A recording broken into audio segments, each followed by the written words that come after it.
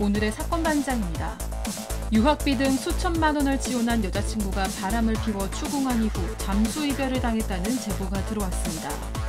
급기야 여자친구가 회사 중요 서류도 빼돌려 수십억 원을 가로챘다는 주장입니다. 음주운전을 하다 사고를 낸 BJ가 경찰에 붙잡혔습니다. BJ는 실시간 방송에서 이미 박았는데 그냥 죽일 거리라는 발언을 해 공분을 사고 있습니다. 뾰로롱! 안녕하십니까? 세상에 미국 대선 결과가 이렇게 빨리 나올 줄이야. 좋습니다. 진실 추적자 사건 반장 시작합니다. 미국 대선 예상 외로 빨리 끝났습니다. 이 4년 만에 돌아온 탕화. 지난 7월 유세중 총격을 당했을 때도 전해드렸던 건데요. 바로 이 사람이었죠. 미국의 한 목회자가 지난 3월 꿈에서 봤다면서 예언했던 내용. 트럼프가 총을 맞는데 총알이 귀를 스쳤어요. 그는 곧바로 무릎을 꿇고 신을 찬양했었죠. 다시 태어난 겁니다. 저는 그가 대통령이 되는 것도 봤습니다. 이 유튜브 영상 지난 3월에 업로드된 건데 지금 완전 성지순례. 그러든 말든 사바는 미국 대선 얘기 안 합니다. 메이크 사건 반장 그레이트 어게인. 오늘 출연자 소개해 올리죠. 백다희 아나운서, 박지훈 변호사, 박사님 한국열린사이버대 교수, 김은배 전 서울청 팀장 나오셨습니다. 안녕하세요. 안녕하세요. 박지훈 변호사님은 트럼프 당선을 익히 알고 있었다면서요? 알기보다는 다른 방송에서 그렇게 예측을 좀 했습니다. 멋진 남자. 미국 시애틀 살아요. 신랑하고 매일 사반 봅니다 하신 장영민님. 인천 미추홀구에 있는 용화선원 해국 법사 스님입니다. 사건 반장 화이팅 합장 하신 이범성님. 6년 전 새롭게 부부의 연을 맺고 한결같이 옆에서 위로가 돼주는 남편 오상윤 씨 감사해요 하신 이화정님. 지난주 수요일 서해선에서 본 남자 임신부. 오늘도 같은 자리에 앉았네요. 반갑습니다 하신 한명희님. 천안 논산 고속도로 풍세 쉼터입니다. 순식간에 단체 뷔페 현장으로 변했어요. 거기서 꼭 밥을 먹어야 속이 후련했냐 하신 김민지님. 캘리포니아 플러튼이에요. 여기도 노조 캠페인 절실합니다. 너 종 내려 하신 이엘님. 반려견 산책하다 낙엽이 많아서 설정샷 한번 찍어봤어요. 예쁘죠 하신 이미라님. 이선의님 모두 사랑합니다. 재미는 물론 의리를 함께하는 아세상한 뉴스 750 대한민국과 전 세계 동포 가족 여러분의 시선을 모아서 출발합니다.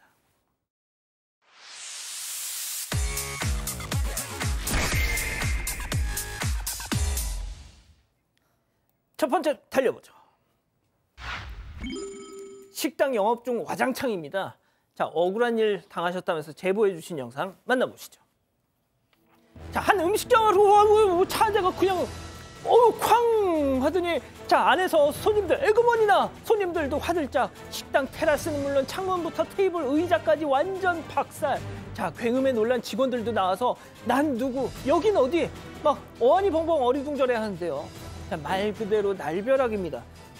저 운전자 사고 직후에 왠지 이렇게 말했을 것 같아요.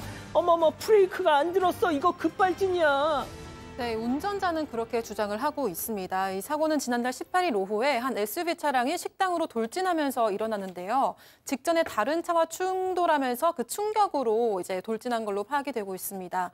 이 사고로 테라스부터 창문, 테이블, 의자의 식기까지 모두 산산조각이 났고요. 다행히 손님과 직원들은 식당 안쪽에 있어서 큰 인명 피해는 없었습니다. 식당 사장은 운전자를 직접 구조했는데요. 이 차에 유리가 파편이 다 깨져 있는데 그걸 다 헤집고 들어가서 운전자를 직접 빼내서 구조를 했습니다. 이 운전자는 60대 여성으로 1차 충돌 이후 차가 급발진해서 브레이크가 말을 듣지 않았다고 주장을 했습니다. 하지만 이 사장이 그 CCTV를 확인했을 때는 당시 브레이크 등이 들어와 있지 않았다고 주장을 했고요. 이 사고 이후 사장은 오늘까지도 영업을 못하고 있는데 그 이유가 아직도 피해 보상이 이루어지지 않았다고 합니다. 일단 이 충돌 당시의 영상을 보면 부딪히고 나서 이제 브레이크 등이 들어오고 보세요. 네. 박 변호사님. 네. 그렇잖아요. 이게 사실은 교통사고의 하나죠. 그리고 재물 손괴 상황이 생겼기 때문에 보험이 적용될 수는 있습니다. 본인은 이제 급발진 얘기를 할 수 있지만 급발진으로 보이는 어떤 정황은 없어 보이고요. 가게에 있는 손님들 잘못한 게 1이 있겠습니까? 1도 없습니다. 100대 0이죠. 이거는 본인이 운전하다가 지금 들어가 버린 결과 아니겠습니까? 그래서 사실은 이 운전자 측의 보험회사 손해사정사하고 지금 손해 책정을 하고 있는데 해보니까 복구 비용이 한 6,400 정도 들었다고 해요. 휴업 손해도 포함이 됩니다. 일을 못했을 때. 근데 계속 손해사정사가 이제 이 금액을 책정한 사람인데 계속 줄입니다. 요건 쓰자. 이 괜찮지 않느냐. 그래서 한 1,000만 원 정도 넘는 금액을 감액한 다음에 그 정도로 동의를 했는데 그 보험금식이 동의서도 손해사정사 웬일인지 그거를 그냥 없애버렸다고 하네요. 일단은 보험사하고 합의가 돼야지만이 그게 끝나는데 이게 안 된다 그러면 사실은 법적인 조치, 소송을 제기를 해야 되고요. 이건 그대로입니다. 손해받은 게 어떤 내용이냐면 복구 비용 그리고 장사 못한 거까지 다 합쳐 위자료까지 하면 저는 좀 더 큰 비용이 손해배상으로 될 가능성도 있지 않을까 그렇게 보입니다. 그렇군요. 알겠습니다. 자, 다음 이어가죠. 감쪽같이 속았다입니다. 자, 충격적인 제보 영상 만나보시죠. 자, 방앗간을 찾은 여성. 사장님, 여기 혹시 깨소금 있어요? 아유, 그럼요. 아유, 잠시만요, 깨소금. 자, 그 사이 슬금슬금 구석으로 자 가방 짝 팔린 판을 휘적휘적 참기름을 가방 안으로 쏙. 그러더니 갑자기 아우 사장님 생각해보니까 우리 그이랑 완전 저 깨소금이야. 안 사도 될 것 같네. 하더니 갑자기 그냥 갑니다. 근데 참기름을 꺼낸 손. 아차차, 이거 그제 산 건데 환불 좀 해주세요. 참기름. 넌 손도 안 됐어. 사장님은 엉겁결에 예, 환불 네네. 참기름값 지금 건네서 야, 은배 팀장님, 이거 완전 신종수법. 참기름 밑장 빼기 하고선 그걸 꿀꺽하는 게 아니라 환불을 받아서 현금을 챙기네? 그렇습니다. 참기름 밑장 빼기인데요.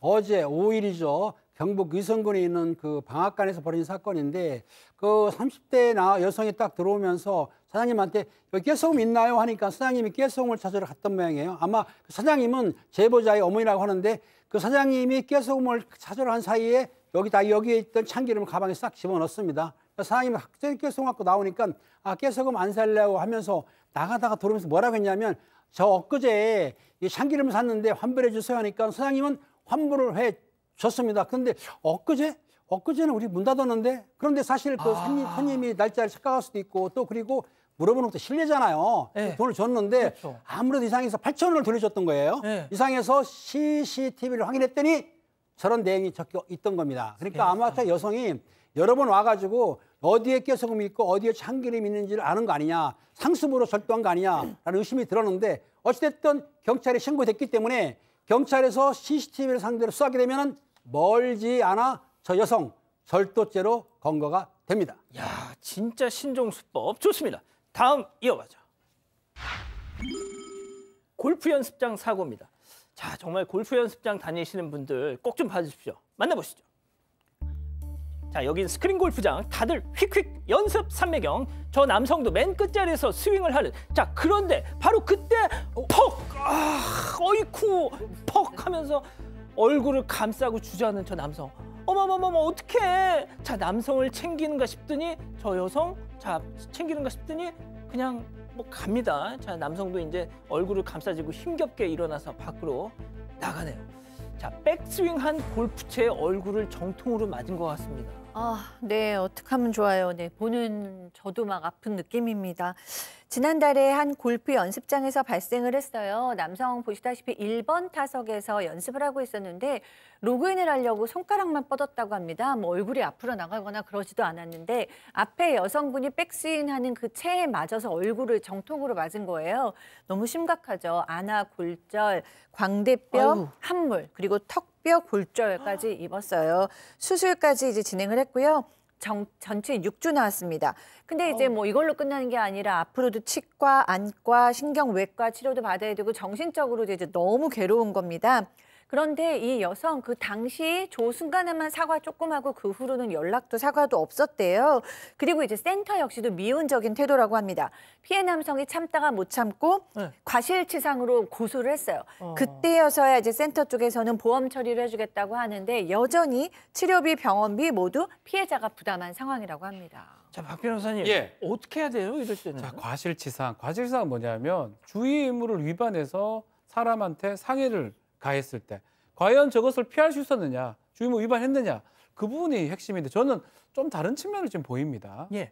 지금 사실은 스윙을 뭐 저렇게 합니까? 남의 자리까지 침범한 모습이거든요. 저 영상으로 봤을 때는. 그렇다면 센터 잘못도 있어요. 사실은 침범했을 때 다칠 수 없도록 해야 되는데 다친 상황이 생긴 거잖아요. 저 영상으로 봤을 때는 과실치상이 좀 높아 보이는데 가능성이 또 센터 잘못도 되게 있어 보이는데 저런 일이 발생하면 안 되는데 일어나잖아요. 자기 타석이 좀 있었거든요. 얼굴 들이내미는 모습이 아닌데. 그러니까 간격을 좀 띄워놓거나. 더 띄워놔야 되죠. 저런 사고. 보호막을 쳐놓거나. 그렇죠.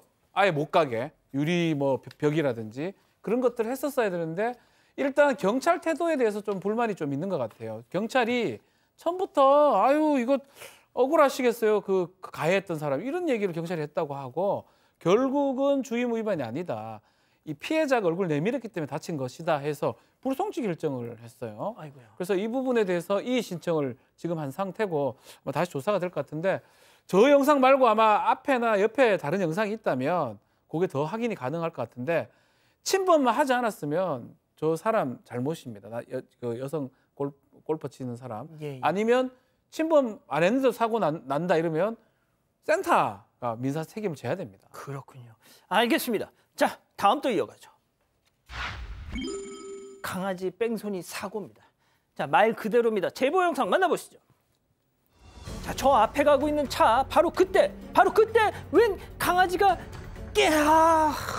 세상에 차에 밟혔습니다. 강아지는 저대로 그냥 쓰러져 버렸는데 멈추지 않아 차가 뺑소니를 쳤습니다. 자, 박 교수님. 네. 역과하는 그 느낌이 있지 않습니까? 이걸 모를 수가 없어요, 솔직히. 그럼요. 당연히 알죠. 이 일은 전남 신안군의 비금도에서 벌어진 일이에요.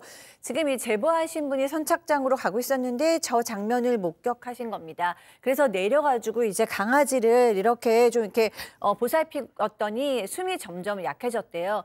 뭐 다행인지 한 5분 정도 후에 개의 주인이 왔다고 하는데 그래서 이 제보하신 분은 가던 길로 선착장을 갔습니다. 딱 가서 보니까 저 뺑소니 한 그 차 주인이 있는 거예요. 그래서 아까 개 치고 도망가지 않았냐라고 얘기했더니 인정했다고 합니다. 나 개 친 거 알았는데 그럼 도로에서 뭐 어떡하냐라고 얘기를 하시던 거예요.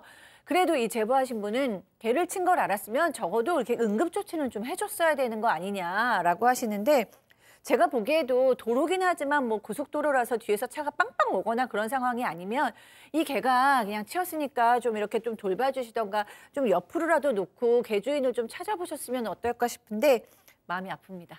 박 변호사님, 예. 이 제보자분에 따르면 개가 저 동물병원이 저 섬에 어디 있겠어요. 그래 결국 그렇죠. 이제 개가 죽었을 것 같다고 하시던데 법적으로 따질 부분이 있을까요? 조금 봐야 될 부분이 이제 개가 이제 동물보호법으로 가면 뭐 어떤 다른 학대라든지 가능한데 일반 동물보호법이 아닌 교통사고 같은 그런 일이 일어났다면 물건으로 봅니다. 그래서 만약에 이제 가능하다면 도로교통법 재물 손괴 후 미조치죄가 성립할 가능성도 배제는 못하겠지만 글쎄요 그것을 본인 알았다고 하니까 그런 부분을 이제 고려를 할 수 있는데 법적인 거는 아마도 한다면 민사적인 걸로 지금 진행이 되지 않을까. 왜냐하면 과실이거든요. 그걸 일부러 쳤다고 보기 좀 어렵기 때문에 학대죄, 동물보호법 위반은 되게 좀 어려워 보입니다. 알겠습니다. 자, 마지막 사연으로 가볼게요. 친정엄마와 화해해야 할까요? 자, 집단지성의 판단을 받아보고 싶으시다면서 제보해 주신 사연 함께 들어보시죠. 안녕하세요. 친정엄마와 화해를 해야 할지 고민인 30대 여성입니다. 우선 엄마는 자식보다 자신이 더 중요한 분이에요. 자식인 저에게 절대 져주는 법이 없고 무조건 내가 옳다는 주의라서 남이 사과할 때까지 절대 먼저 굽히지 않습니다. 게다가 남동생과도 차별을 해서 어렸을 때부터 늘 서운한 마음이 있었어요. 저는 3년 전에 결혼해서 최근에 첫 아이를 낳았는데요. 임신 7개월 차였을 때 엄마가 결혼을 앞둔 남동생한테 고향에 있는 집을 증여해준다는 말을 들었습니다. 그런데 제가 결혼할 때는 그런 지원이 하나도 없었거든요. 그래서 서운하다고 했더니 엄마가 오히려 저한테 사과를 요구하는 거예요. 그래서 제가 내가 사과할 일은 아니지. 그래도 엄마 화가 풀릴 때까지 기다릴게 라고 했는데요. 설마 했는데 제가 출산할 때까지도 엄마한테 아무런 연락이 없었습니다. 남편이 저 대신에 출산 소식을 알리려고 전화를 했지만 그때도 엄마가 전화를 안 받았어요. 그리운 마음에 조리원에서 매일매일 울었습니다. 그래도 마음을 잘 추스르고 얼마 전에는 아이 사진을 프로필로 올려뒀어요. 그런데 친정엄마가 남동생을 통해서 어떻게 엄마한테 아이 얼굴을 한 번도 안 보여줄 수 있냐라고 한 겁니다. 결국은 또 제가 먼저 굽히고 연락하라는 뜻인 것 같은데 이번에 겪은 일이 저에게는 너무 큰 상처거든요. 그래서 먼저 연락하고 싶지 않아요. 그렇다고 이번에 화해를 안 하면 아예 연을 끊어야 할 것 같아서 두려워요. 다툼 때문에 출산할 때도 찾아오지 않은 친정엄마. 어떻게 해야 될까요? 자, 이거 뭐 따지고 말고 할 계제가 있을까 싶지만 기다리셨던 부처 핸즈업타임 유튜브 JTBC 뉴스 채널 사건반장 독립 채널에서 9천여 분의 우리 가족 여러분들 함께하고 계신데요. 채팅창에 OX로 함께 참여해보시죠. 먼저 친정엄마입니다. 이놈의 집에 말하는 것 좀 봐. 다혜 이거사 너 입은 삐뚤어졌어도 말은 똑바로 해. 애미 가슴에 대못을 박은 게 누군데 하나뿐인 남동생 은배한테 집 준다니까 탁 토라져가지고 눈에 쌍심지를 켜고 뭐 섭섭하네 어쩌네 그냥 그래놓고선 네 새끼 낳았으니까 산후조리 해달라는 거냐? 아이고 애미한테 푸념하기 전에 자식도리를 먼저 해 이거사 동그라미. 박 변호사님 오늘 마지막 방송 가시나요? 아, 왜요? 아, 그렇죠. 자, 다음은 사연자 딸입니다. 엄마 아니 박상희 여사 자식돌이? 그럼 부모돌이는 세상 천지 자기 딸한테 이런 엄마가 어딨어? 자식 이기는 부모 없다는데 엄마는 어째 맨날 날 못 잡아먹어서 안달이야? 왜 내가 언제 낳아달라고 했냐고. 그리고 손주를 봤는데 궁금하지도 않소? 나야 그렇다 쳐도 내 새끼한테까지 왜 그러는 건데 X. 자, 은배 팀장님부터 가볼까요? 그렇습니다. 그 친정 엄마가 아들과 딸을 상당히 구별하는 것 같은데 요즘은 아들, 딸 구별하면 절대로 안 되고요. 딸이 출산을 했는데 친정 엄마 안 가본다? 나는 여기서 처음 들었어요. 그런 사람 없지 않습니까? 그렇기 때문에 이거는 딸이 뭐 사과하고 안을 떠나서 저 같으면은 따님이 아이를 데려가서 조목조목 친정 엄마한테 따지고 또 이해를 구해야 할 것 같기 때문에 친정 엄마 그러시면 안 됩니다. 자, 교수님. 네, 저도 이제 웬만하면 어머님께 연락드리세요라고 얘기하고 싶은데 이 케이스는 아닙니다. 왜냐하면 어머니께서 좀 어렸을 때부터 심하시네요. 유아 독존 스타일에다가 늘 뭐 져주는 법도 없었고 그다음에 동생한테 증여한다 그러면 누나로서 서운할 수 있는데 근데 그거에 대해서 더 화가 나셔가지고 뭐 출산할 때도 안 와 보신다니요. 그거보다 제가 더 X를 들었던 이유는 오늘 이 사연자께서 나는 근데 아직은 연락하고 싶지 않다. 너무 큰 상처였다라고 얘기하셨기 때문이에요. 아직 마음의 상처가 하나도 안 가라앉았는데 연락하시면 다음에 이런 비슷한 일이 있으면 더 크게 싸우실 수 있거든요. 저는 친정엄마가 결국에는 딸도 보고 싶고 손녀도 보고 싶어서 연락하실 거라고 봅니다. 그렇군요. 자, 백다희 아나운서. 저는 제가 볼 때는 이 부모와 자식 관계가 바뀌어 있는 것 같아요. 그래서 이 어머니와의 관계에 이게 에너지를 쓰는 게 너무 아깝고 본인 가정에 충실하시고 이제 어머니한테는 조금 독립을 하시는 게 좋다고 생각을 합니다. 자, 제가 뭐 박 변호사님한테 아까 농담으로 그랬지만 저는 이 어머니도 모르겠어요. 뭐 무슨 사정이 있을 것 같습니다. 저는 이렇게 봅니다. 예. 인연을 지금 끊을 수 있다라는 불안감이 지금 제보자 딸한테 있습니다. 그러면 안 되죠. 끊어진다고 본인이 확신하고 있는 것 같거든요.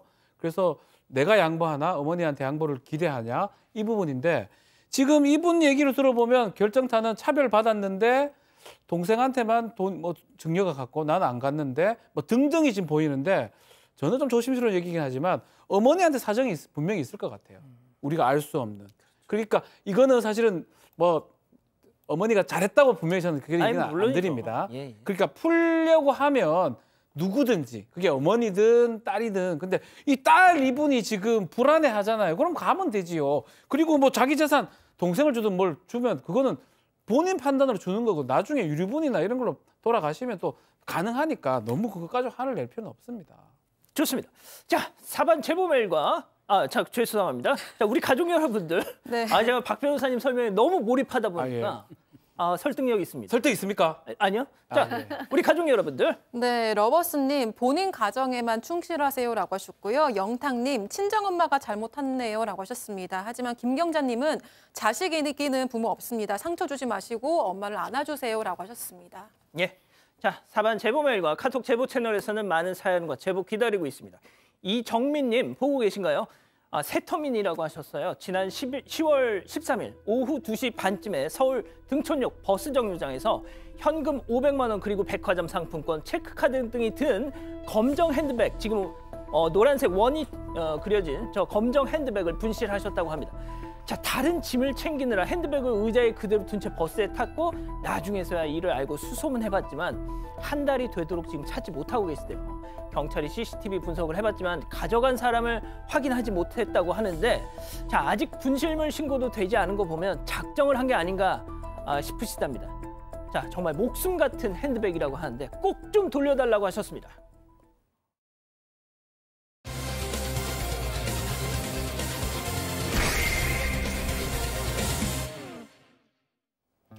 함께 여행도 다니고 애정 표현도 스스럼 없이 하는 두 사람. 누가 봐도 다정한 연인의 모습인데요. 그런데 어느 날 갑자기 이 여자친구는 남자친구가 운영하는 회사 사무실에 몰래 들어와서 각종 중요 문서와 인감도장을 훔쳐서 달아났습니다. 그 이후부터 두 사람은 몇 년째 법적 다툼을 이어가고 있는데요. 대체 연인 사이에 무슨 일이 있었던 걸까요? 자, 여자친구에게 거액을 뜯겼다는 정말 충격적인 제보. 자, 먼저 이 두 사람 정말 겉으로 봐서는 너무너무 평범한 연인 사이였어요. 네, 그렇습니다. 2018년에 만나서 뭐 여행도 다니고 굉장히 사이가 좋았어요. 이 남자분은 렌터카 사업을 하고 있었고 여자분은 영어 강사였는데 교제를 할 때 이 제보자께서 렌터카 업체를 인수하기도 했는데 그때 여자친구의 명의를 빌릴 정도로 사이가 좋았습니다. 업체 특성상 법인 대표가 이제 신용이 좋아야 렌터카 출고 대출 한도가 높아지는데 그때 이제 제보자가 신용이 좀 부족해서 여자친구의 명의를 빌렸다고 합니다. 물론 뭐 비용 든 건 다 제보자가 지불했다고 합니다. 주식 지분도 제보자가 55%를 가졌고 여자친구는 45%를 주었대요. 그러니까 대표의 지분이 좀 있어야 차량 출고에 도움이 되기 때문에 이렇게 했다고 합니다. 자, 두 사람 사이가 얼마나 정말 깨가 쏟아졌는지 그 영상도 보내주셨는데 일단 먼저 보고 가시죠. 이런 집에서 살 건가요? 자, 그러면 명의는 누구 명이죠? 그쵸. 아, 그럼 다시 취소. 안 해. 다시 말하세요. 대출은 없는 건가요? 대출 없지. 저 약속하세요. 따라하세요, 그냥. 나는 이런 저택을 명의로 대출 하나 없이 사줄 것을 맹세합니다. 약속하세요. 이런 약속을. 아, 뭔가 쎄합니다. 예? 팀장님, 그 남자분은 뭐가 됐든 저런 다 오케이 했어요. 실제로 그래서 여자친구 소원을 다 들어줬다면서요. 그렇습니다. 저렇게 알콩달콩 사랑을 속삭이던 중이었었는데 어느 날 여자친구가 말합니다. 영어 공부를 더 하고 싶은데 해외 유학을 가게 됐다. 미국 유학을 가게 싶다고 말하면서 내가 미국 유학을 가는데 그 학비와 생활비를 좀 보태줄 수 있어? 하니까 남성이 이제 오케이 했는데 왜냐하면 그 여성 집안에서는 해외 유학, 미국 유학을 보낼 정도의 형편은 안 됐다는 거예요. 그래서 이 제보자는 알겠다고 하고 2021년 9월에 여자친구를 미국 유학을 보내면서 학비라든지 기숙사비, 생활비 등등등 해서 한 달에 약 1,000에서 1,500만 원 정도를 지원하기로 했고요. 그러면 했는데 그 여자 같은 경우에는 사실은 미국 유학 갔어도 햄버거 값이라든지 택시값 모든 걸 다 남자가 뭐 아마 지원했던 것 같습니다. 그러면서 두 사람은 한동안 서로가 알콩달콩 연락도 하고 사이 좋게 지내고 있었습니다. 자, 남자친구가 자기 돈으로 여자친구를 미국 유학을 보내 뒷바라지를 해줬어. 자, 그런데 뭐 몸이 멀어지면 뭐가 멀어진다고 그런 거 있잖아요. 네, 근데 그런 이유는 아니었고요. 여자친구가 유학 간 지 한 4-5개월 정도 됐을 때 남자친구가 여자친구가 두고 간 노트북을 우연히 보게 됐습니다. 그러다가 이 프로필 사진에 좀 웬 낯선 남자가 있는 거예요. 그동안 여자친구는 이 제보자가 찍은 사진을 올린 적이 없다고 합니다. 그런데 웬 외국인 남자와 찍은 사진을 프로필 사진으로 해둔 겁니다. 턱수염 있네? 네, 외국인 남자였습니다. 그래서 전화로 추궁을 했는데 여자친구는 뭐 해명도 안 하고 변명도 안 하고 그냥 우물쭈물하더니 전화를 끊어버렸고 메시지에도 아무런 답을 하지 않았다고 합니다. 그래서 제보자가 유학비를 안 보냈거든요. 예. 그러면서 계속 대답해라, 관계를 정리하자고 했지만 정말 묵묵부답, 답이 없었다고 합니다. 자, 바람을 피웠으면 피웠다, 아니면 아니다, 뭐라 말을 해야 되는데 갑자기 잠수를 탔습니다. 미국으로 유학 보낸 여자친구가. 자, 너무 화가 났겠죠? 들인 돈이 얼마인데? 자, 그런데 그 미국에서 잠수 탔던 여자친구 갑자기 한국에 나타납니다. 체크포인트 보시죠. 떼도둑이 된 여자친구. 무슨 얘기인지 직접 들어보시죠. 여기가 먼저 그 독산동 사무실 먼저 가가지고 네, 거기 사무실 지키며 뭐 인감이며 그냥 싹 털었어요. 싹 털어가지고 네. 차에다 싣고 그 다음에 바로 이제 방배동으로 넘어온 거예요. 그러니까 가져간 게 거기 흰색 그 페라리 차량하고 네, 옆에 주황색 람보르기니 차량하고 네. 그 앞에는 마세라티 차량 이렇게 세 대를 가져갔고요. 세대를 이 사무실에서만 가지고 간 거고요. 예, 한 30대 정도에서 22대 정도가 설치당했죠. 자, 충격적입니다. 제보자가 계속 얘기했지만 운영을 렌터카 회사를 몇 개를 운영을 하고 있어요.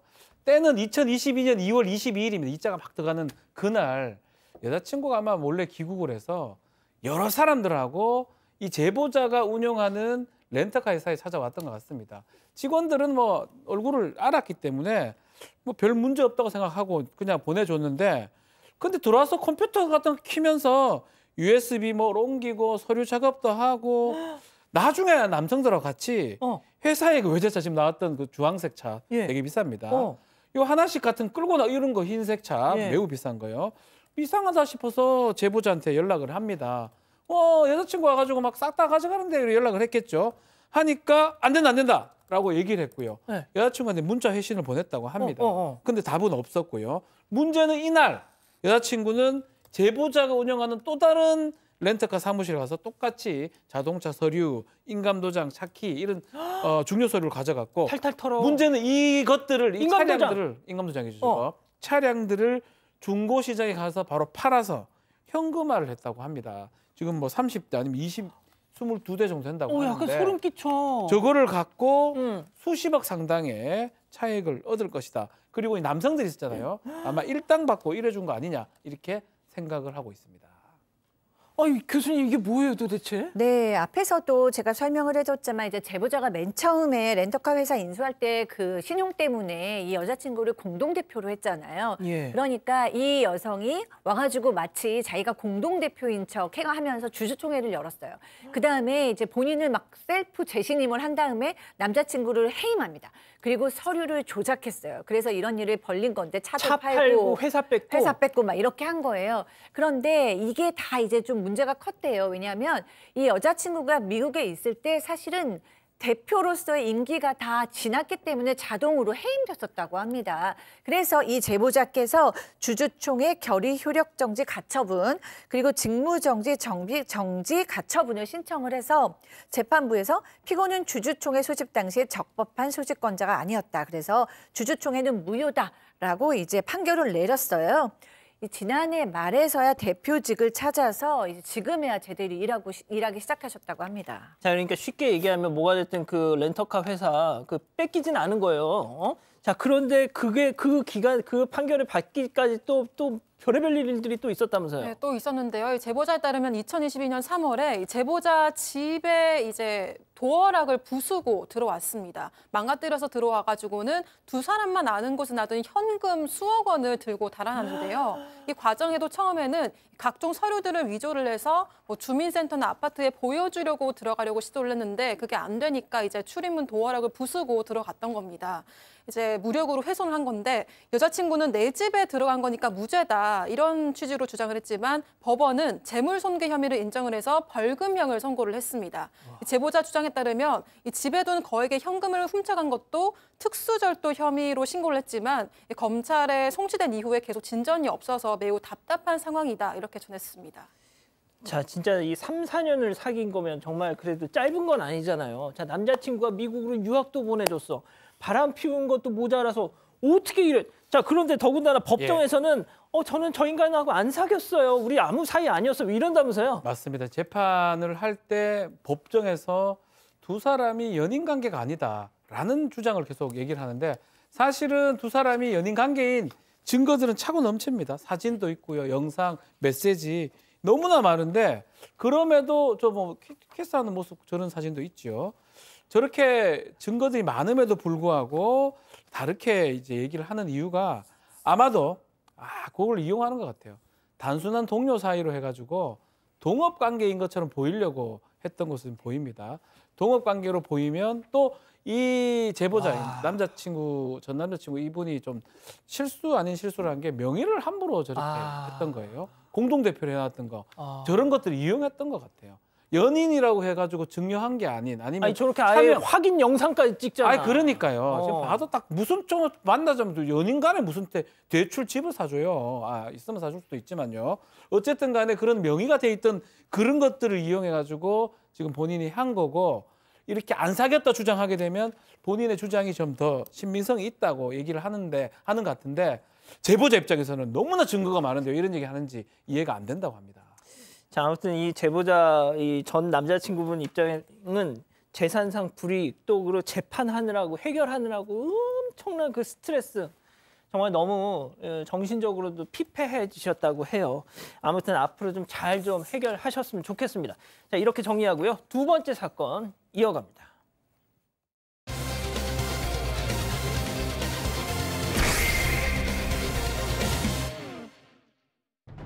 음주 운전을 하다 사고를 낸 BJ가 경찰에 붙잡혔습니다. BJ는 실시간 방송에서 이미 박았는데 그냥 죽일 거리라는 발언을 해 공분을 사고 있습니다. BJ의 기막힌 행각을 짚어봅니다. 자, 뭐 많은 우리 사방 가족 여러분들이 좀 제보를 주셨는데 한 여성이 음주운전을 하다 사고를 내면서 시작이 됩니다. 네, 지난 1일 밤 한 20대 여성이 인천시 부평구도로에서 술을 마신 채 운전을 하다가 앞에 있던 승용차를 들이받는 사고가 일어났습니다. 이 사고로 차량은 손상됐지만 다행히 탑승해 있던 피해자들은 크게 다치지 않았는데요. 그런데 여성은 이 온라인 개인 방송 진행자였는데 음주운전 사고를 일으키고 나서 본인 계정에서 생방송을 진행을 했습니다. 이 여성이 현장에서 경찰 조사를 받는 장면, 또 음주 측정을 받는 장면부터 시작을 해서 대리를 불러서 귀가하는 장면까지 모두 생중계가 됐고요. 이후 방송 장면이 여러 온라인 커뮤니티에 이렇게 공유가 됐습니다. 자, 음주 사고 직후 본인이 진행한 그 방송, 그 화면 직접 한번 보시죠. 하는데 나한테 이렇게 보면서 뭐라는 줄 알아? 뒷방 꽂았죠? 운전 다 했죠? 저희 이렇게 안 넘어가요? 커플 뒤에 상처도 안 났어. 상처 났다고 사진 찍고 그러는 거 어때요? 없는 사람들 좋아하는 거 알지? 합의는 안 할 거예요. 저는 그냥 나라한테 돈 내지 저 쓰레기 커플들한테는 돈 안 낼 거예요. 그 민사 걸리면 변호사 하는데 기간 1000이야. 보니까 돈도 없을 것 같아 생겼어. 이미 받을 거 그냥 죽일걸? 뭐 본인도 그 마지막에 그 얘기를 하고 나서는 농담이라고 하긴 하네요. 교수님. 진짜. 예, 누가 보면은 이 사람 본인이 이제 피해자인 것 같아요. 네, 가해자입니다. 방송을 시작했는데 무려 본인이 음주운전을 한 다음에 경찰이 도착한 걸 셀프 카메라를 켜가지고 방송을 한 겁니다. 근데 그 말이 정말 아무 말 대잔치라고 얘기할 정도로 말을 막 했어요. 사람 죽지도 않았고 살아있지 않냐. 난 저 쓰레기들에게는 합의금 주지도 않을 거다. 나라에 주고 말지. 음주운전 나만 하냐. 다 한다는 얘기들 하고요. 심지어 아까 들으신 대로 이미 박았는데 그냥 죽일 걸 이런 얘기도 합니다. 농담이라고 얘기는 했지만 어쨌든 그런 얘기도 했습니다. 그러면서 저 사람들이 별로 사고도 크게 나지도 않았는데 돈을 뜯어내려고 한다라고 얘기하면서 없는 사람들이 더 한다 이런 얘기까지 했습니다. 자, 이 추돌 사고 피해자들이 있는 가운데 저런 얘기를 했던 건데 정말 진짜 신경 쓰는 일은 따로 있었습니다. 계속 들어보시죠. 제가 운전자로 소화해가지고 어떻게 하나요? 저 지웠다? 제가 갑자기 집행유예 나와요?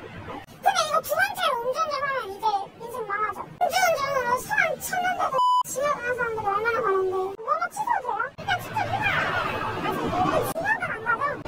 이거 아직 몰라요. 지역 가면은 그 전에 몇 병 많이 먹어야겠네. 명창 2333 GT예요? 그럼 저 지역 가요? GT 말해줘. 비싸 비싸. 가면 미리 알려줘요. 제가 이거는 우리 은배 팀장님한테 여쭤볼게요. 그러니까 경찰한테 한 얘기입니다. 저 징역 가요? 징역 가요? 이런 거. 근데 참 저는 저 영상을 보면서 그런 생각이 들더라고요. 경찰분들도 나중에 또 어떤 뭐 민원이니 뭐 이런 게 있을까 봐 이제 최대한 친절하게 응대를 해주시는데 참 속으로 진짜 막 부글부글 하셨겠다는 생각이 들더라고요. 그렇습니다. 교통경찰 측정할 때 저런 분들이 계시기 때문에 사실상은 화를 나지만은 화를 낼 수가 없지 않습니까? 그래도 친절하게 할 수밖에 없는 게 경찰의 본분인 것이죠. 자, 박 변호사님. 예. 저희가 말이죠. 예. 어떤 분들은 이 방송 보시면서 아니 뭐 이걸 뭐 저 유명한 애도 아니고 이걸 왜 저 사건 반장에서 하지 마 이러실 수 있는데 저희도 이런 개인 방송하는 사람들 정말 별의별 사람들이 많거든요. 그런데 그렇죠. 가급적이면 저희도 방송을 안 하려고 해요. 왠지 아십니까? 방송을 사건 반장에서 하면 그걸 가지고 어우 창피해 나 이제 정신 차려야지가 아니라 네. 사건 반장에서 나 나왔다. 예. 그걸 훈장으로 알고 있습니다. 그래서 저희가 몇 번 이런 경우가 있어가지고 네. 저희가 지난주서부터 이걸 좀 다뤄달라는 제보를 받았는데 네. 그 부작용을 우려해서 저희가 하질 않았었어요. 그럼에도 충격이죠. 지금 영상이 나왔는데. 그럼에도 내용이 너무 매우 충격이에요. 징역 사냐고 경찰한테 질문을 하기도 하고 다치지도 않았는데 징역 가는 게 맞냐. 징역 안 가는 사람 많지 않냐. 사고 나도. 이런 말도 안 되는 얘기를 합니다. 합의 안 한다라는 얘기도 합니다. 피해자. 자기가 그런 결정할 수 있습니까? 그냥 징역 갈 수도 있다. 그러면서 갑자기 가기 전에 떡볶이 좀 먹어둬야 된다라고 얘기하고요. 사람이 안 다쳤으니까 이건 사고는 아니지 않냐 이런 이상한 말들도 하는데 얘기해 드릴게요. 징역 갈 수도 있어요. 혈중 알코올 농도로 가는 거거든요. 음주는 0.233 엄청 나왔어요 지금. 엄청 나왔습니다. 뭐가 그래 궁금해요. 자, 팀장님. 0.23이면 진짜 술독에 들어갔다 나온 거 아닙니까? 술독에 들어갔다 나온 거는 아니고요. 여성이 음주 추정하기 전에 소주 3잔을 먹었다고 했습니다. 그러면서 이제 아마 엄마한테 최성해서 돈 달라고 한단 말을 했는데 결론적으로 음주 추정에 신경 쓰이는지 몰라도 물을 먹기 시작을 했는데 사실은 우리가 음주 추정할 전에 입에 물을 줘서 헹기고 하거든요. 하긴 했는데 어쨌든 0.03 이상, 0.080까지는 면허 정지지만 0.080 이상은 면허 취소권은 모두 다 알고 있습니다. 어쨌든 측정을 했더니 무려 0.233% 나왔다고 한다면 소주 3잔에 마신 건 맞아요. 어떤 잔으로? 음료수잔으로 마신 거지, 3잔을. 소주잔이 아니고. 그러니까 그 나온 거예요. 네, 그렇죠. 2병, 3병이죠. 그렇죠. 그러니까 면허 취소 수치란 말을 들으니까 이 여성분이 이 정도 수치면은 징역 가요? 징역 가요? 징역 가는 건 되게 무서운가 본데 어떻게 됐든 간에 그런 말을 여러 번 담당 경찰한테 물었다고 합니다.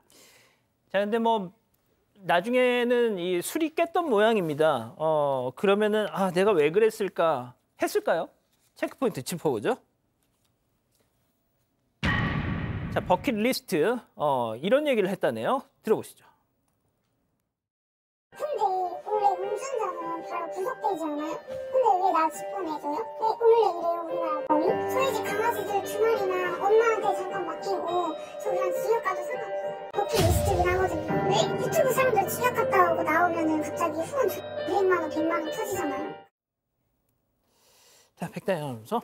네, 여성 BJ는 집에 와서도 인터넷 방송을 켰습니다. 그리고는 자신이 내야 할 벌금이 대략 얼마인지 찾아봤고요. 그리고 이후에도 또 방송을 켜서 피해자들이 나한테 돈을 뜯어내려고 하는 거 안다. 그런데 난 돈 없다. 난 초범이니까 징역은 안 갈 거다라면서 여전히 사과 없이 좀 비아냥거리는 모습을 보였습니다. 또 가끔 음주운전 이렇게 큰 죄인지 몰랐다, 죄송하다면서 좀 반성하는 듯한 태도를 보이기도 했지만 그러다가도 음주운전 나만 했냐, 다른 사람들도 다 한다, 피해자도 살아있는데 내가 뭘 그렇게 잘못했냐 이러면서 발끈하는 모습을 보였고요. 그러면서 징역 가는 게 버킷리스트다, 감옥 다녀온 유튜버들 후원을 엄청 받지 않냐 이러면서 좀 죄의식이 전혀 없는 모습을 보였습니다. 자, 많은 분들이 저희한테 이걸 제보해 주셨다고 했잖아요. 저분이 진행하는 방송에도 사건 반장에 제보했다 너 막 이런 게 있었나 봐요. 그걸 봤나 봐요. 이런 얘기를 합니다. 보시죠. 아니 이거 지금 생겼잖아. 무슨 죄송해요 장제고 제보를 하는 말은 니네 아니고요. 제보하면 저는 고소할 거예요. 명예훼손으로. 그리고 피해자분들한테 연락 왔어요. 합의할 생각 있다고 연락 왔다고요. 근데 그만 이야기하라고. 니네가 이야기하면 이체가요. 너 설명은?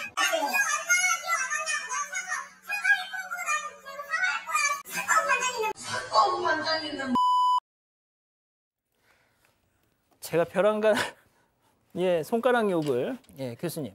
아, 네. 도대체 이분은 어디서부터 어떻게 다시 뭐 가르쳐야 되나요? 유치원부터 다시 가야 될 것 같기도 한데 일단은 음주 측정 이 사고가 있던 다음 날 술 먹방을 했다고 합니다. 그러면서 이제 너무 술에 취해 있어서 무슨 일인지 뭐 생각이 잘 안 난다라는 얘기를 했잖아요. 그러면서 나는 이제 뭐 잘못 인정했고 피해자들한테도 합의할 의사가 있다고 연락이 왔다. 그러면서 근데 뭐 당신들이 더 얘기하는 건 2차 가해다라고 얘기를 했어요. 근데 2차 가해라는 건 본인이 피해자일 때 얘기하는 건데 2차 가해다라고 얘기하고 그다음에 다른 BJ나 유튜브들도 다 전과 있는데 왜 나한테만 관대하냐 이렇게 얘기를 했대요. 아마 관대하냐라는 얘기는 왜 나한테만 야박하냐 뭐 이런 얘기를 하고 싶었던 것 같아요. 그리고 이제 뭐 제보하려거든 하는데 본인이 명예훼손으로 고소하겠다. 뭐 이렇게 얘기도 했고요. 그다음에 이제 아까 보듯이 이제 사건 반장도 요구를 했는데 기본적으로 사회에 폐를 끼치고 누군가한테 폐를 끼치면 우리가 뭐 처벌을 받는다, 벌을 받는다, 부끄러워한다, 사과한다 이런 거 유치원에서부터 배우는 거잖아요. 그리고 징역이 버킷리스트라니요. 이런 얘기를 어떻게 하십니까? 자, 박 변호사님 짧게 여쭤볼게요. 예. 이 양반이 이걸 보도하면 명예훼손으로 걸겠다는데 저 긴장하고 있어야 됩니까? 아니요. 하나도요. 하나도요. 아마 모든 게 어떤 이 유튜브 방송하고 연결이 되는 것 같아요. 돈 받는 거.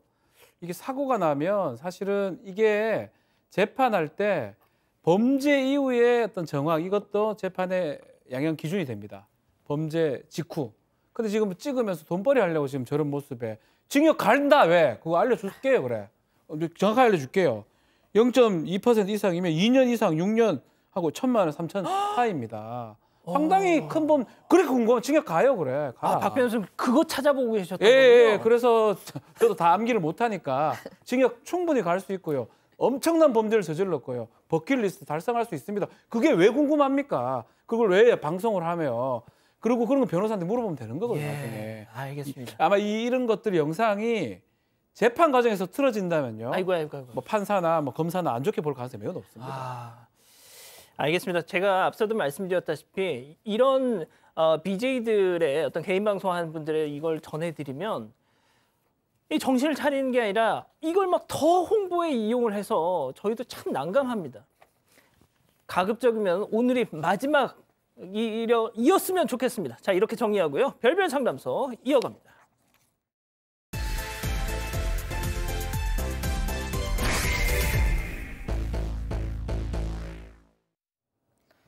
부유한 가정에서 자란 여성, 부모님 소유의 200억짜리 건물도 있는데요. 어느 날 어머님의 부름을 받고 집으로 갑니다.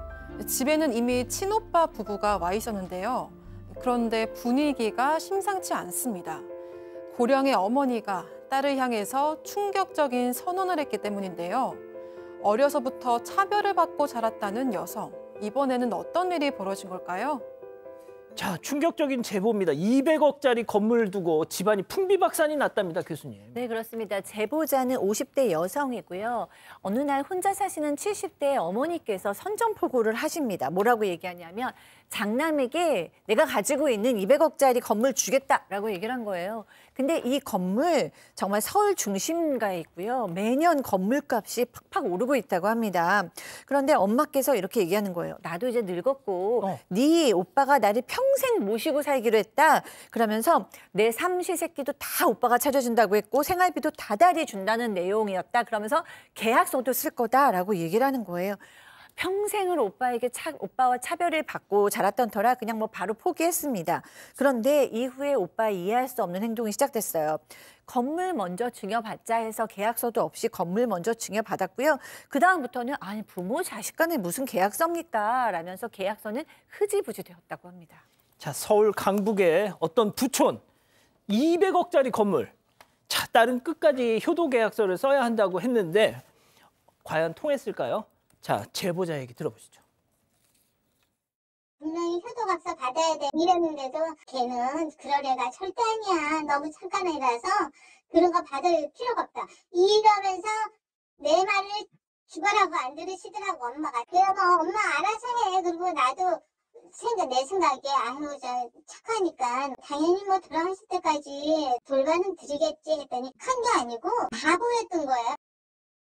자, 그럼 이겁니다. 야, 너 오빠가 얼마나 착한 아들인데 걱정하지 말어 이러셨다는 거잖아. 네, 근데 좀 달랐고요. 이 오빠는 좀 이런저런 핑계를 대면서 엄마를 방치하기 시작했습니다. 또 모시지도 않고 자신이 소유하고 있던 다른 오피스텔에 엄마를 살게 했습니다. 아이고야. 그 와중에 오빠는 엄마는 앞으로 내 집에 살 거니까 엄마 명의 집에는 대출을 좀 받아줘 이런 요구를 했습니다. 그러니까 얼마 뒤에는 엄마가 사는 곳으로 찾아와서 내 집에서 당장 나가라고 이렇게 난동을 부렸고요. 또 결국 이제 오빠는 명도 소송을 걸어서 엄마를 집에서 내쫓게까지 했습니다.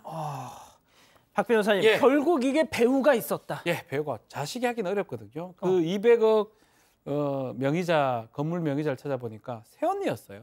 그래서 새언니가 배우가 있었던 거로 추정이 되는 부분이고 오빠의 아내죠. 옛날에 경험이 좀 있습니다. 결혼식 날 자기 이제 어머니한테 결혼 끝나고 돈을 주는 모습이 있었는데 알고 보니까 엄마를 못 불러서 고용을 했던 거예요, 결혼식 날. 아, 새언니가 가출을 뭐 했다고 하네요. 사부인을 부른 알바로 없으니까요. 고용했구나. 예. 그때부터 뭔가 이상하긴 했는데 이번에 잘 모시겠다고 얘기를 하면서 200억 건물을 달라고 부추겼던 사람도 새언니였던 겁니다. 자, 시어머니를 속이고 며느리가 200억 건물의 새 주인이 됐으면 그러면 엄마는 어떻게 됐어요? 엄마는 앞서 아들이 대출을 받아달라고 했던 엄마 명의의 집으로 되돌아갔는데 몇 달 뒤에 엄마 집으로 가압류 처분 통지서가 날아왔습니다. 그리고 뒤로 뭐라고 했냐면 경매 통지서가 날아오니까 집안이 쑥대밭이 된 것이죠. 알고 봤더니 엄마 명의 집 이미 오빠 부부가 대출 많이 받아간 상태고 추가 대출을 받으라 실수가 뭐 안 된 것이죠. 그랬더니 그러니까 이 딸이 가만히 있습니까? 오빠 뭐야 대출 갚아 했더니 대출금은 다 엄마한테 쓴 거야 이렇게 말하는데 옆에 있던 언니가 봤더니 뭐라 했냐면 오빠만 자식이에요? 아니 아가씨도 자식이니까 아가씨가 갚아요 이랬다는 거예요. 아주 얄미운 말이죠. 그래서 이 여성이 남편과 상의해서 일단 급한 불을 껐다고 합니다. 자, 엄마 명의 집인데 대출을 잔뜩 받아놨으니까 이거 마음대로 하지도 못하잖아요. 네, 엄마는 건물을 넘겨주고 나서 노후 자금이 없었던 상황이었고요. 그래서 딸이 엄마 집으로 주택연금이라도 받게 해서 좀 노후 생활비를 마련해 주려고 했습니다. 근데 이마저도 막혔는데 은행 측에서는 대출 내역서를 요구를 했는데 이건 오빠만 줄 수 있었다고 합니다. 하지만 오빠가 절대로 넘겨주지 않고 있었던 거죠. 세상에. 그래서 이 여성이 오빠를 설득을 했는데 나중에 새언니가 이 시어머니에게 전화를 했다니까 엄마한테 전화를 한 거죠. 주택연금 받을 필요 없고 추가 대출만 받아주시면 우리가 모시고 살면서 생활비도 드릴게요. 이렇게 다시 꼬드겼다고 합니다. 세상에 마지막 남은 그 엄마 명의의 집 그거 추가 대출금 그거까지 쪽쪽 빨아봐요. 200억 건물 줬죠. 엄마 네. 명의 집에 추가 대출 잔뜩 받아놨지. 이게 뭡니까 도대체? 정말 나쁜데 그래서 이 동생이 언니, 오빠 집에 매일 찾아갔다고 해요. 그래서 만날 때까지 가보자 만났다고 합니다. 새언니하고 대화를 좀 해보니까 예. 경찰에 뭐 신고한다도 이런 식으로 얘기를 했다고 하고요. 세상에. 나중에 그래서 여성이 이 동생이 그 얘기를 했죠. 그래도 뭐 과거의 그 상처 그건 미안한데 어쨌든 어머니 그 주택연금 정도 받으려고 서류만 좀 달라라고 부탁을 했는데 새언니가 또 충격적인 얘기를 했대요. 어떤 얘기요? 죽기 전에 자식한테 줄 거 다 줘가야 되는 거 아니냐? 그리고 오빠도 야 딸인데 너 임마 신경 쓰지 마 이렇게 거들었다고 합니다. 자, 그럼 여기서 별별 상담소 오늘의 궁금증 짚어보죠.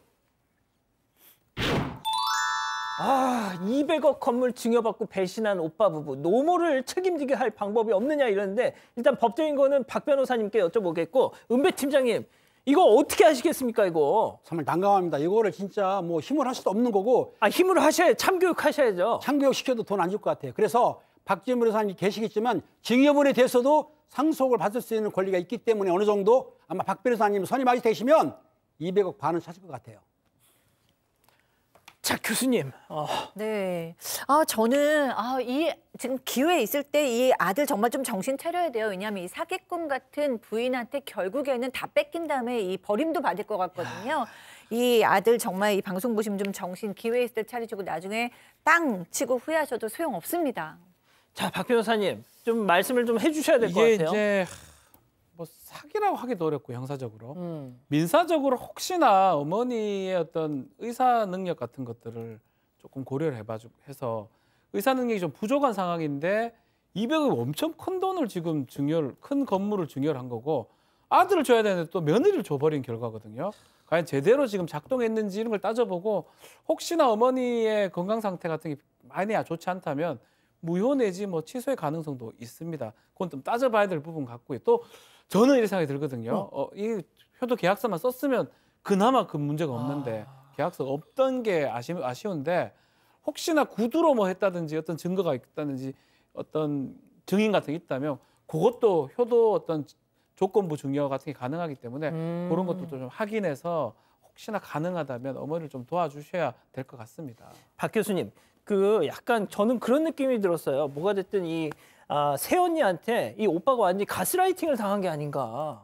그러니까 이제 근데 이 정도로 결혼식까지 다른 사람을 엄마인 척하고 결혼을 한 거니까 정상적인 결혼이 아니잖아요. 저는 뭐 이런 말까지는 하고 싶진 않지만 이 새언니는 사실 꽃뱀 같은 새언니라고 봐야 되지 않겠어요? 왜냐하면 결혼식도 거짓말로 하고 이렇게 어머니 재산을 막 뺏는 그렇기 때문에 이 오빠가 가스라이팅 당하는 걸 어떻게든지 멈추고 동생도 도와서 멈추고 그다음에 이 재산을 어떻게든지 조금이라도 어머니를 위해서 가지고 올 생각을 협력해서 좀 했으면 좋겠습니다. 자, 우리 가족 여러분들도 지금 엄청 격앙돼 있으십니다. 네, 오스틴님 고의에 의한 사기 가스라이팅 같아요라고 하셨고요. 이사나님 결론은 친오빠나 새언니도 다 똑같습니다라고 하셨습니다. 하지만 마리스텔라님 어머님 자업자득이십니다 이런 의견도 있었습니다. 아, 그렇군요. 자, 별별 상담소 이렇게 정리하고요. 잠시 전화 한 말씀 듣고 오겠습니다. 잇몸 관리요? 인사돌 먹고 있죠. 인사돌 잇몸 속부터 꽉 잡아주는 느낌이 좋아요. 좋아요. 잇몸이 편안하니까 선택을 잘했죠. 인사돌 스위스 풋모커가 획득. 역시 인사돌이죠.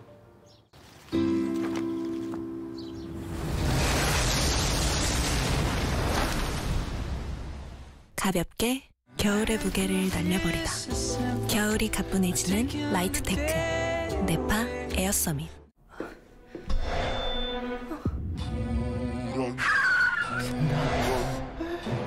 불안을 이길 수 있는 사람은 없다. 하지만 약은 있다. 안정이 세상을 구한다. 안정액. 좋아하는 치킨에 정답이 어딨어? 우리 솔직해지자. 독보적 블랙 알리오. 프라닭 치킨. 사랑하는 사건반장 가족 여러분 행복한 밤 보내시고요. 저희는 내일도 사반 750 저녁 7시 50분에 다시 옵니다. 안녕히 계십시오.